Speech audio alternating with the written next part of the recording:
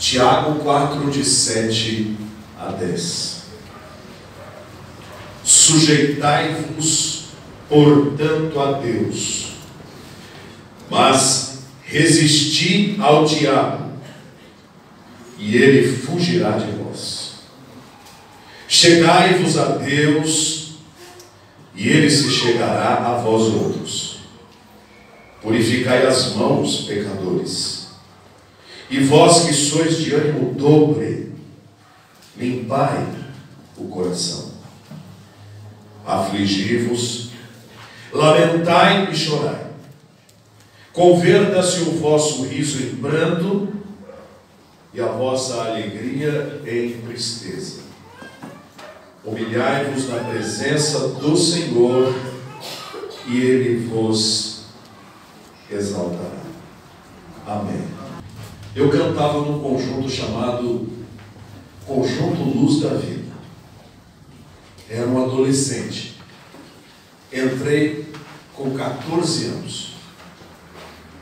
Estávamos aquele A Eterna Graça que o coral canta, mas na nossa versão. Inclusive eu devo ter mandado para o Alberto, eu cantando com 14 anos ali, junto com aqueles jovens. Era a época dos FEMUSA. Os irmãos lembram o que era FEMUSA? Não? O que era FEMUSA? Festival de Música Sacra.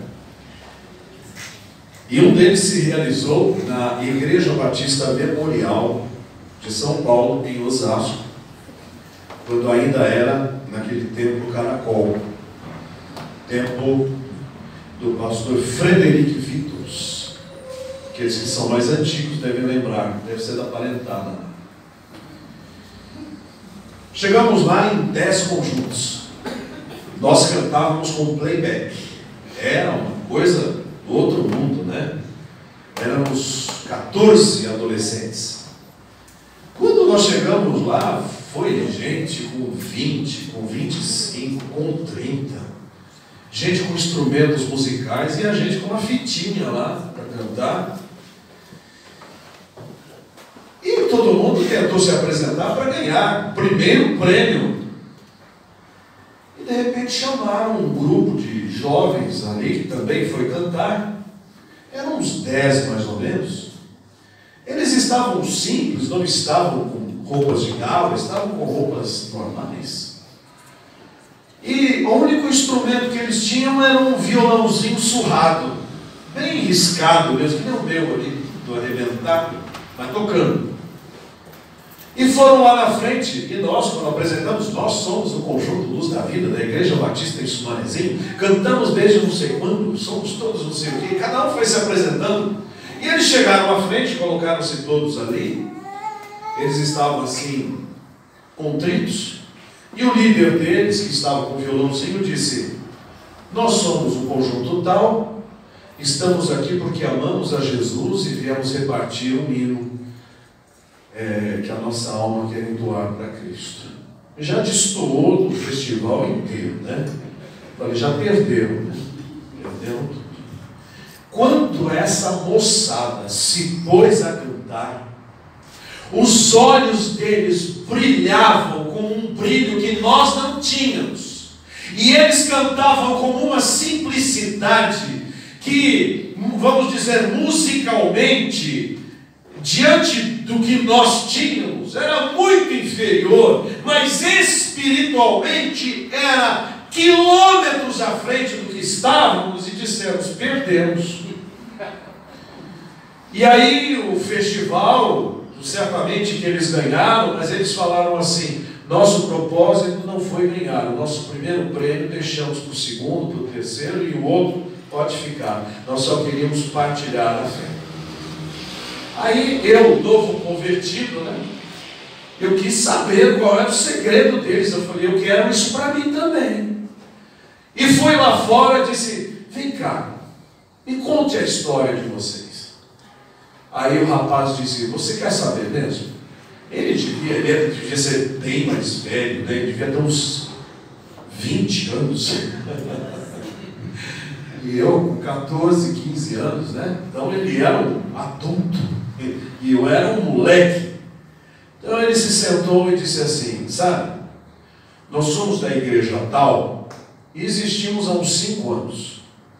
A gente se reunia para ensaiar nos sábados, e depois que reuníamos para ensaiar, a gente, um saía para o barzinho, enchia a cara, o outro ia para o bordel, o outro ia para o futebol, o outro ia trair a esposa, e no domingo a gente ia cantar, e fomos levando essa vidinha. O reverendo, lá chamava-se reverendo, não estou entregando a igreja, mas o reverendo não ligava, nós também não ligávamos, éramos todos membros da igreja desde que nascemos. Mas um dia, quando fomos ensaiar, antes de ensaiar, a gente lembrou de fazer uma oração. E aí quem orou disse assim: Senhor, abençoa a nossa música. E quando ele começou a falar isso, ele caiu em pranto, chorando, disse: Senhor, isso é uma farsa. Isso é uma hipocrisia, eu não aguento mais essa vida dupla que eu estou levando. E aí o outro começou a chorar, e quando o outro terminou, ele começou, o outro começou, e foi um quebrantamento geral. E quando terminou, já tinha passado 4 horas. E a gente parou e disse assim: e agora? E aí, o que era mais velho no grupo disse: agora a gente precisa levar Deus a sério. Nós precisamos jogar fora os pecados de estimação que nós temos. Vamos confessá-los e jogá-los fora. Então ali eles começaram a usar o texto de Tiago que dizia: confessai as vossas culpas uns para os outros. E começaram a dizer: olha, eu sou imoral, não sou casado, mas eu saio com mulheres. O outro dizia: eu encho a cara, eu bebo mesmo de cair. O outro dizia: eu amo mais o meu conjunto AC/DC, de rock and roll, do que o próprio Senhor Jesus. O outro dizia: para mim é o Corinthians. E aí eles falaram: o que vamos fazer com isso? E aí alguém começou a cantar: tudo, Cristo, a ti entrego tudo, sim, por ti darei. E eles mudaram de vida. E qual foi o resultado? Diante de toda aquela juventude, com mais de 400 jovens, eles, despidos de qualquer fantasia, tinham uma riqueza que nenhum de nós tinha. Eles tinham a plenitude do Espírito Santo em seus corações. Meus irmãos, nenhum de nós veio para a igreja para ter menos de Deus. Nós viemos à igreja para ter mais de Deus e sair daqui com mais de Deus. Estou certo? Ninguém está aqui na internet assistindo este culto para ter menos de Deus. Estamos participando deste culto mesmo à distância para ter mais de Deus. Mas para nós termos o mais de Deus, é necessário que a gente atente para o que a Bíblia diz, de que maneira poderemos ter mais de Deus na nossa vida, porque a receita para o bolo dar certo é de quem inventou o bolo. Não sou eu que dito as normas para Deus me abençoar, mas é Deus que diz de que maneira Ele vai me abençoar. Ele disse para o povo de Israel, que estava atolado, chafurdando na lama do pecado: se o meu povo, que se chama pelo meu nome, se humilhar e orar e buscar a minha face e se converter do seu mau caminho, eu os ouvirei dos céus, perdoarei os seus pecados e sararei a sua terra. E a nós, ele diz aqui, no capítulo 4, verso 7 de Tiago: sujeitai-vos a Deus, sujeitai-vos, portanto, a Deus, mas resisti ao diabo, e ele fugirá de vós. Há uma condição para que o diabo fuja de mim. Às vezes o diabo não foge de mim. O diabo vem, avança e continua. E você diz: está escrito, resisti ao diabo e ele fugirá de vós. Senhor, está escrito. E o Senhor diz: mas antes diz resistir ao diabo e ele fugir de você, está escrito também: sujeitai-vos a Deus primeiro. Enquanto eu guardar no coração pecados de estimação, Deus não ouvirá a minha prece.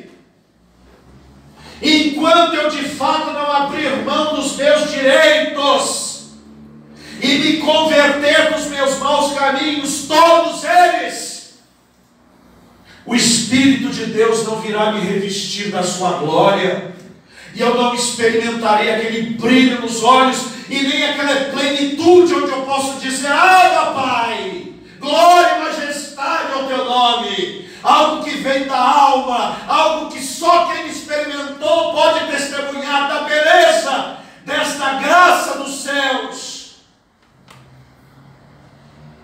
Chegai-vos a Deus, e Ele se chegará a vós outros. Purificai as mãos, pecadores, e vós que sois de ânimo dobre, limpai o coração. Meus irmãos, Deus leva a sério a oração de quem leva a oração a sério.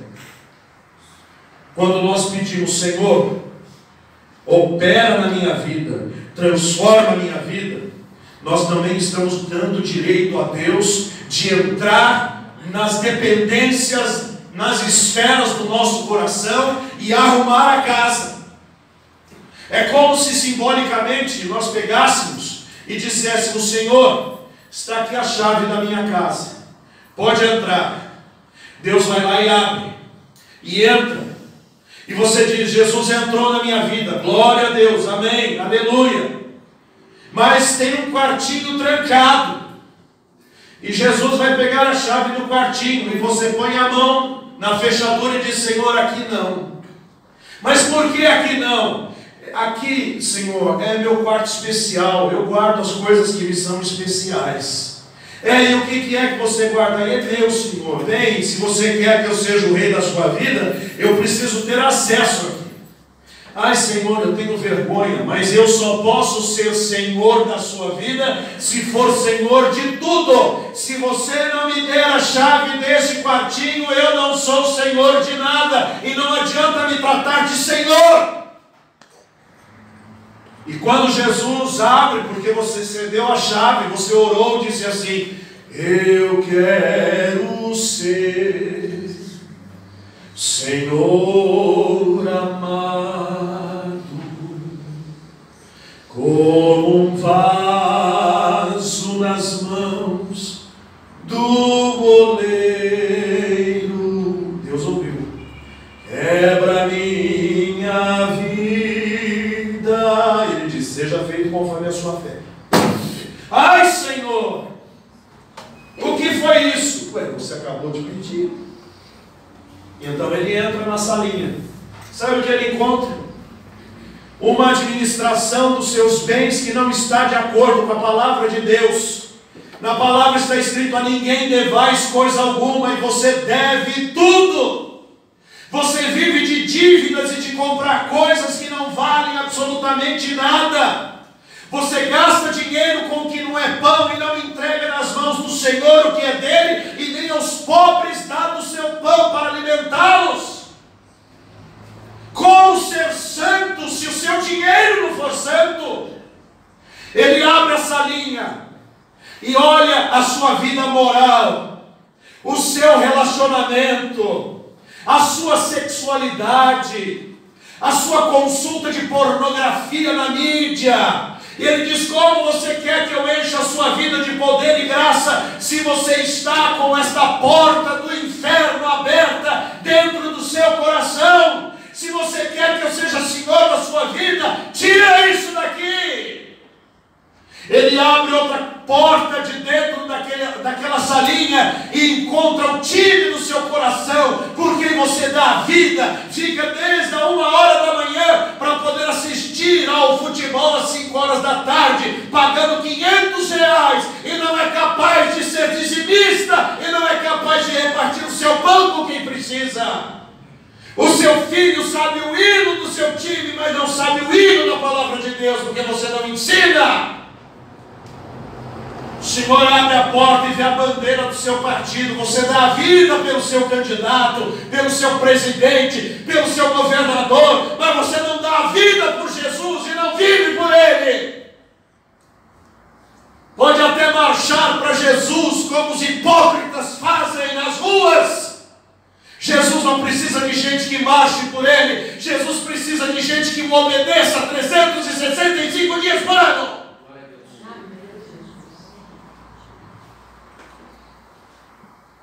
Enquanto eu tiver pecados de estimação, a glória de Deus não virá sobre mim.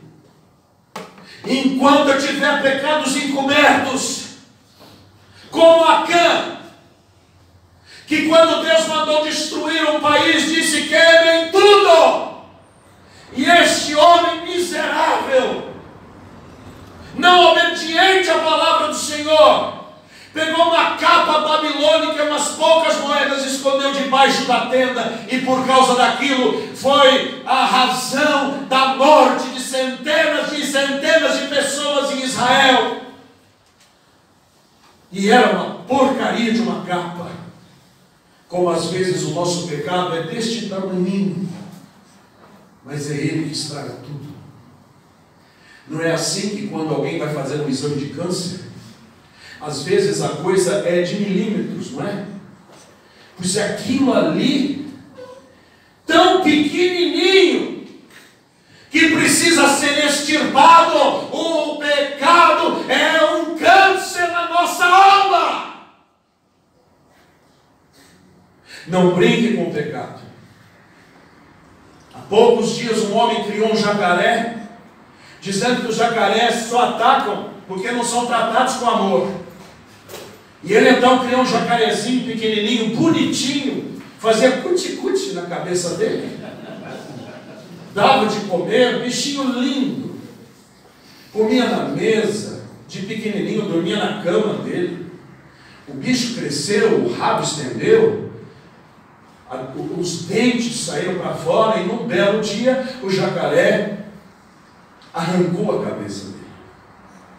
Não brinque com o pecado, porque o pecado vem embrulhado com papel dourado e lacinhos lindos e perfumado. Ele vem diretamente de um carro especial e alguém entrega e diz com todo amor para você. E quando você pega o pacote te mata, te destrói. Não foi assim que muitos casamentos acabaram?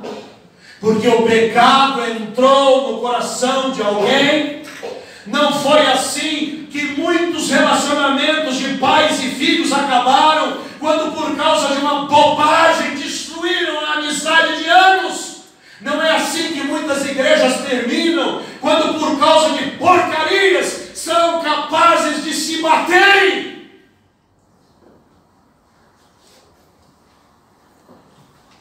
Afligi-vos, lamentai, chorai.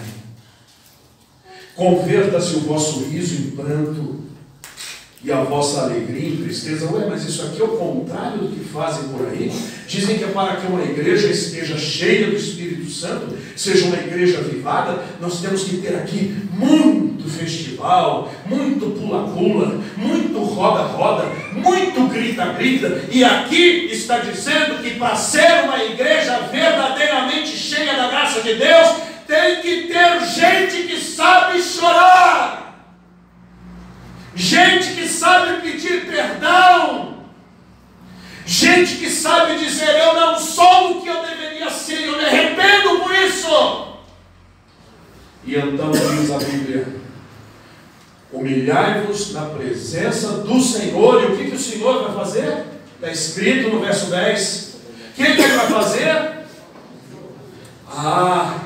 Quando eu me humilho na presença do Senhor, eu me coloco debaixo da sua mão, Ele vem e me levanta Ele lava, Ele limpa, Ele abraça e diz: vem, filho querido, a minha graça te basta. Entra no gozo do teu Senhor, e então o Espírito de Deus vem sobre a minha vida, e eu posso me rejubilar diante do Senhor, dizendo: só tu és Deus. E os meus olhos vão brilhar,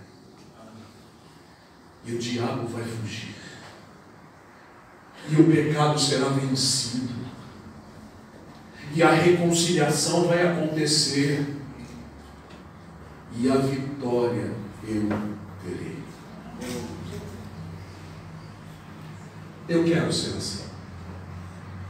Eu quero mais de Cristo na minha vida. Eu não quero me contentar com o pouquinho que tenho. Eu não quero me contentar com a graça que tenho. Eu quero ser edificado mais e mais e ter mais e mais da graça de Deus, mas pela palavra de Deus. Se Ele me revelar que eu estou pecando em algo que está escondido nos meus olhos, eu acho que estou fazendo certo, mas a Bíblia me diz que eu estou fazendo errado, então eu tenho que ir à Bíblia e dizer: mais importa obedecer a Ti, Senhor, do que a minha própria vontade. E vou abrir mão, como diz o Márcio, da minha zona de conforto, e vou fazer a vontade do Pai, ainda que isso custe muita coisa da minha vida, porque para Jesus custou muito mais a minha salvação. Será que eu estou disposto a isso? Nós oramos por uma igreja cheia do Espírito Santo, como oramos? Uma igreja cheia do poder de Deus e da santidade de Deus. Mas esta santidade começa com uma vida quebrantada e que abre mão dos seus pecados de estimação. Pensa aí no seu coração. Você tem algum pecado de estimação? Não vá na onda desses pregadores da televisão, dos cafés filosóficos da TV Cultura, que dizem que a salvação é uma lenda ocidental. Pessoas dessas já estão com a mente cauterizada. E quem sabe de quem falo sabe muito bem o que eu estou dizendo. A palavra de Deus diz: humilhai-vos perante o Senhor, e Ele vos exaltará. E é a sua vez de fazer isso. Baixa a sua cabeça. Aqui não há nenhuma proposta emotiva. Eu não preciso de fundo musical para fazer isso. Eu não preciso de gritarias. Eu só preciso dizer: Deus nos convida a abrir mão dos nossos pecados de estimação. Nós sabemos quais são estes pecados. Se você não sabe, diga: Senhor, me mostra. Ele mostra. Ele traz à sua mente exatamente aquilo que tem entristecido o coração dele. Olha bem para esse pecado. Ele vale a sua distância de Deus e dos céus? Ou Deus é muito mais valioso do que isso? Se você sabe que tem um pecado de estimação e gostaria de abrir mão dele, não importa que não tenha forças. Alguém diz: eu não consigo abrir mão do meu pecado. Pois eu digo a você, a palavra do Senhor diz: se o Filho vos libertar, verdadeiramente sereis livres. E quando é que eu vou ser livre? Conhecereis a verdade, e a verdade vos libertará. Então, você pode dizer ao seu pecado: eu não quero mais você. Eu vou orar por alguém que quer dizer isto para Deus. Eu quero abrir mão do meu pecado de estimação. Levanta a sua mão. Ninguém está olhando para você. Câmera para cá. Levanta a sua mão dizendo: pastor, eu vou abrir. Deus abençoe. Há mais alguém? Deus abençoe. Todo mundo de olho fechado, só eu olhando. Há mais alguém? Deus abençoe. Mais alguém? Deus abençoe. Deus abençoe. Deus abençoe. Deus abençoe. Pela internet temos também. Bendito seja Deus. É Deus trabalhando nos corações. Enquanto os púlpitos estão levando o povo ao pecado, o Senhor, pela sua palavra, nos leva ao seu trono de graça para preparar um povo exclusivo para Ele. Povo santo, povo cheio do Espírito Santo, que vive a fé verdadeira no Senhor Jesus. Há mais alguém? Diga: pastor, ora por mim também. Eu tenho um pecado que eu não consigo vencer. Eu quero a graça de Deus hoje, nesta noite. Deus abençoe. Mais alguém? Deus abençoe. Mais alguém? Última chance. Eu não vou pedir para você ficar de pé, porque Deus te conhece. Mas posteriormente, pela graça de Deus, eu gostaria de lhe pedir que, em vencendo este seu pecado de estimação, um dia você pudesse me procurar dizendo: pastor, o senhor lembra aquele dia? Eu hoje sou vencedor para a glória de Deus. Deus Todo-Poderoso, Pai de nosso Senhor Jesus Cristo, eu sei que o Senhor não enche vasos sujos e nem podes transformar uma igreja em pecado, numa igreja cheia da tua graça, se os membros dela não abrirem mão dos seus pecados de estimação. Então eu quero pedir, Senhor, pelo teu poder, que o Senhor desamarre os corações do amor e da estima por estes pecados que tanto mal fazem, que são parasitas nestas vidas, e ajudes o teu povo a viver uma vida santa e reta diante de ti. Aqueles que nos acompanham de fora pela internet, igualmente estende a tua graça sobre a vida deles, e que em breve todas estas pessoas possam dizer: o diabo fugiu de mim, porque eu me sujeitei a Deus. E que o Senhor encha o teu povo do teu poder e do teu Espírito. Em nome de Jesus. Amém.